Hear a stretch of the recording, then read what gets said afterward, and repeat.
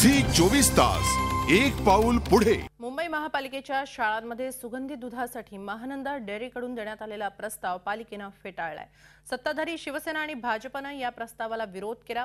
सरकारच्या महानंदा डेअरीकडून हा प्रस्ताव आला होता, मात्र महानंदाकडून नगरसेवकांना कमिशन मिळणार नसल्याचे लक्षात आल्याने सत्ताधाऱ्यांनी हा प्रस्ताव फेटाळल्याचा आरोप मनसेने केलाय।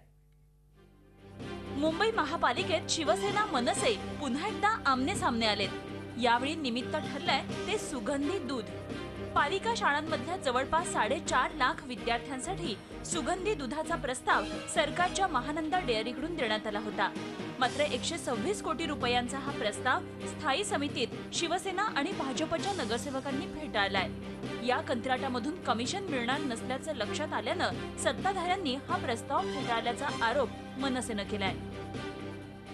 राज्य शासनाची दूध डेअरी होती, त्यांना माहिती होतं की इथनं कुठलाही ठेकेदार यांना भेटायला येणार नाहीये, म्हणून यांनी तो प्रस्ताव नॉट टेकन केला। हे सत्य जनतेसमोर आणण्यासाठी म्हणून आम्ही त्या सुगंधी दुधाला आज पाठिंबा दिला। दुसरीकडे मनसे कमिशन पार्टी असल्याचा पलटवार स्थायी समिती अध्यक्षांनी केलाय।